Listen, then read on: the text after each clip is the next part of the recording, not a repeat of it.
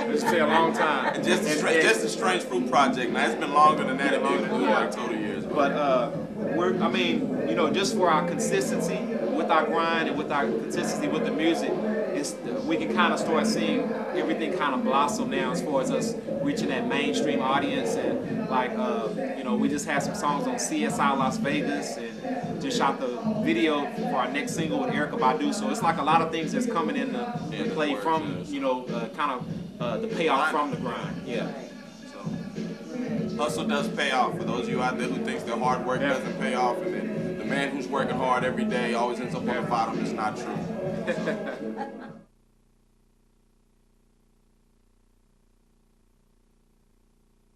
In a word, it's diverse. We have a little bit of everything from Screw, which usually originates from the Houston area, but they appreciate it up in Dallas as well. And there's also room for underground hip hop, as well as, you know, some other mainstream acts like your T-Pains and your Akons and everything. So there's a mixture of different vibes and sounds, like, and especially in the DFW area alone, that kind of comes together.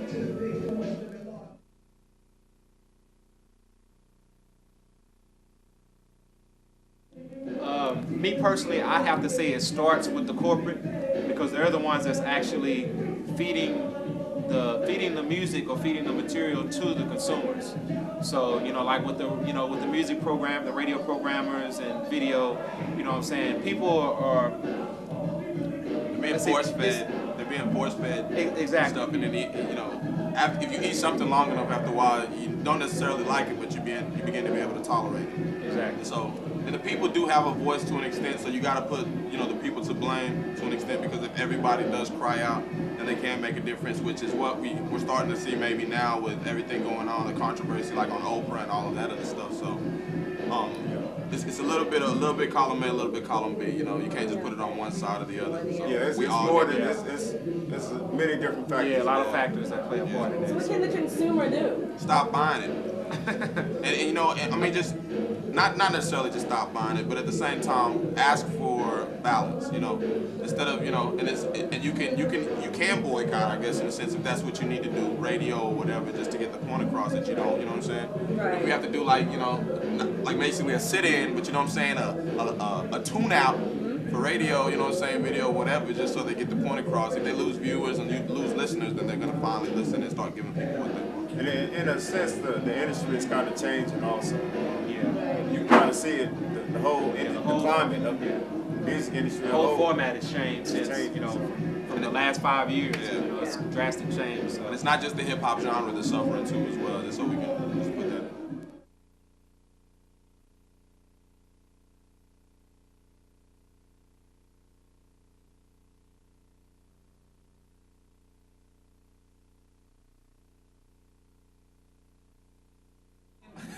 Well, it's pros and cons to the situation, you blessing know. and a curse, yeah. Exactly, because you know, like with the download situation, of course, with people file sharing and download now more than ever, you know, of course, the artists kind of lose out on album sales. That's why you see such a big decrease in album sales.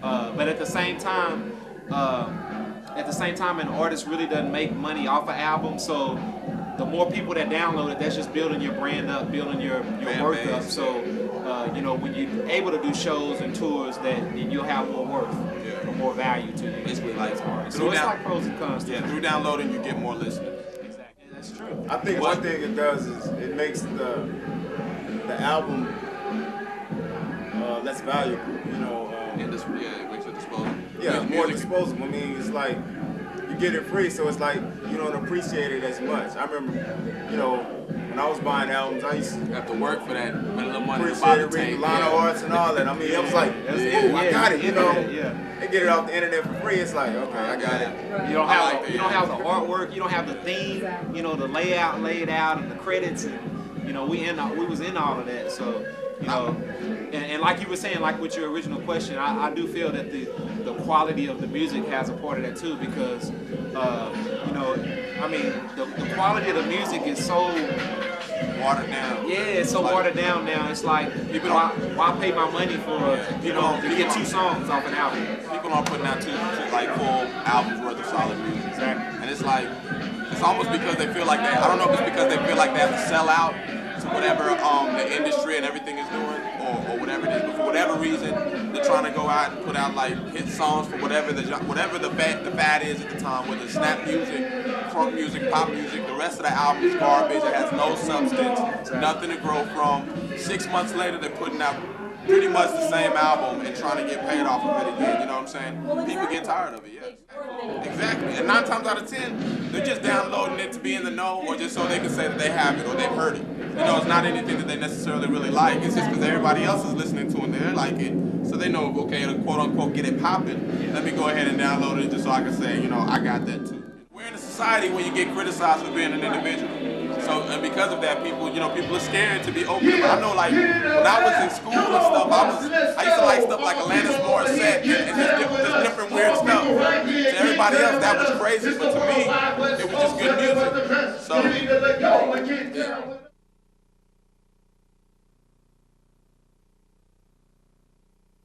What can we do as artists?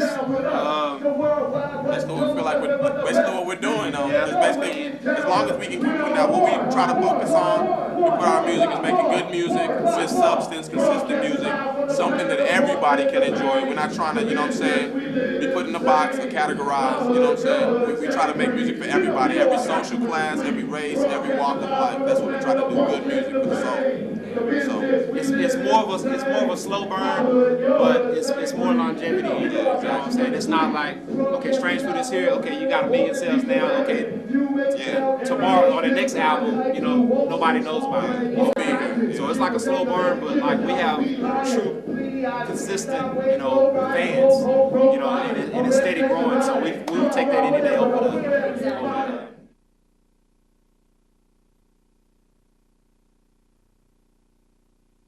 That's the truth. We said it like. We're talking about that actually lately. It's just kind of amazing how. I mean, you know, we kind of started this whole thing, and it's like we just kind of abandoned it. It shouldn't be like that. Yeah. So now it's like, you know, the way we look at it, there's a lot of like blackface going on. I'm gonna say, you know what I'm saying? And not everybody, but you know, like a lot of people are selling out, you know what I'm saying, to do certain things. And it's hurting our people, it's hurting our society, you know what I'm saying? You can see that's why so much controversy over it now. You know what I'm saying? Hip hop didn't start where it is now, and they're trying to make it seem like it did. And that's no good. So that's what we feel. But the flip side and the funny thing to that, you get a show where it's about dropping it like it's hot, TNA, booty, you know, you'll probably see a majority of us. Yeah, exactly. That's where all of us will be. We wonder that sometimes. Yeah, we wonder that too. Like, sometimes you wake up and you feel like you're on a different planet or you're in a bad dream, but at the same time, you know, you get slapped or pinched or whatever, and you know that it's real. So, remember that video Carmen and Erica had, the Erica Badu video, Love of My Life? When they looked down. Yeah, the crowd was all, you know what I'm saying? That's true. That's how it is, though. But at the same time, we go where we're supported. So, you know what I'm saying? Whoever receives our message, you know what I'm saying, that receives our music and appreciates it, you know what I'm saying? We support them because they support us, you know what I'm saying? That's where it should be.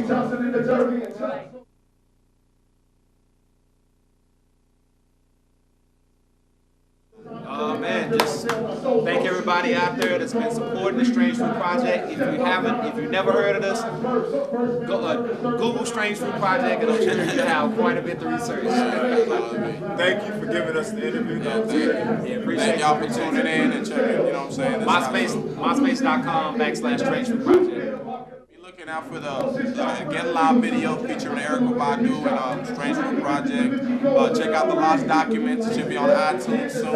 If you don't already know about it, Volume 1. 18 unreleased tracks and new recordings as well. Featuring like Black Bill, we got Elmon, we got S1, we got Food, The R, yeah, you know what I'm saying? Our whole Eon's conglomerate back home in Dallas is going to be big. So y'all holler at us and stay tuned.